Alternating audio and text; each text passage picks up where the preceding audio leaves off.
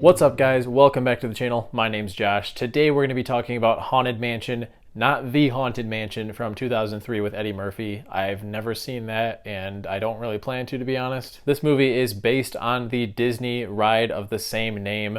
I used to go to Disney World in Orlando every year as a kid and I always loved the Haunted Mansion ride. I just really enjoyed horror at that time in my life, and it's just a really well-made ride with a lot of really cool visual illusions that were fun to try to figure out as a kid. Right off the bat, I'll tell you that you're much better off going on the ride than watching this movie. In the film, a single mother and her son move into the mansion, which is obviously haunted.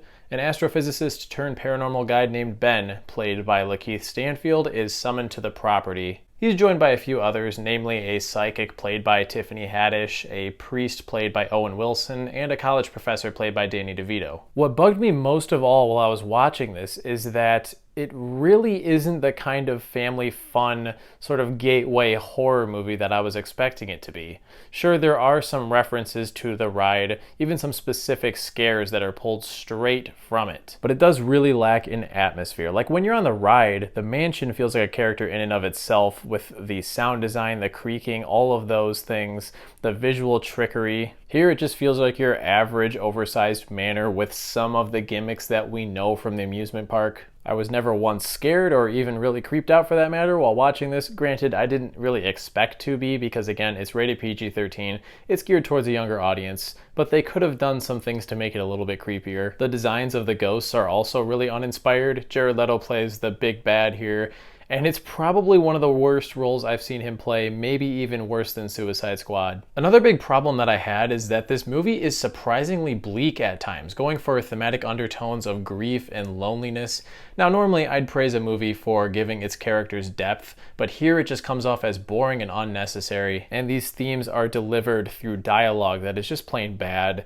It's unintentionally corny. I think that many people will resonate with these themes, but again, it's just not my idea of what a Haunted Mansion movie should and could be. Exposition is another big problem. I swear, throughout this entire film, characters explain the whole backstory of some ghost who winds up having very little effect on the story. This thing could have been like 15 minutes shorter at least if they didn't resort to that so much. By the time the third act rolled around, I was just waiting for it to end, and that's when you know that a film has failed to grab you, when the climax is approaching and that's the point where you become disinterested. I'll tell you one person who really did understand the assignment, and that's Owen Wilson. He has a very specific way that he plays most of the characters that he plays, but he just really works well here, and his comedic timing is excellent. Lakeith Stanfield is really good too, but then again, he's always good, he always delivers. I just think that the character development for him was played way too seriously and unintentionally cheesy. Chase Dillon, who played the little boy, was surprisingly good. That's always a plus when you have a child actor who surpasses your expectations, because my expectations for child actors are always pretty low. The rest of the performances are fine, I guess, but nothing really worth emphasizing. Jamie Lee Curtis shows up for a little bit.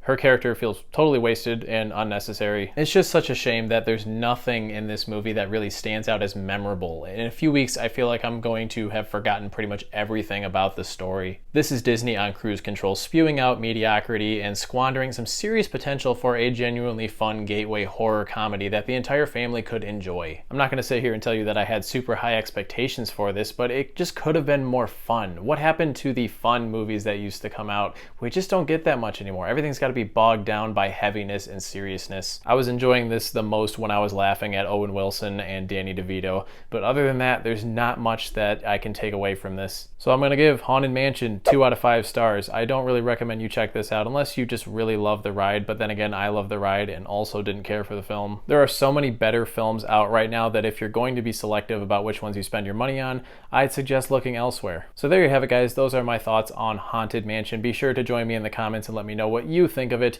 Also, let me know if it's worth watching the Eddie Murphy one. Hell, I don't know, maybe I'd like it more than this. Be sure to hit that subscribe button and like this video if you want to see more content like this, and I'll catch you guys in the next one. See you next time.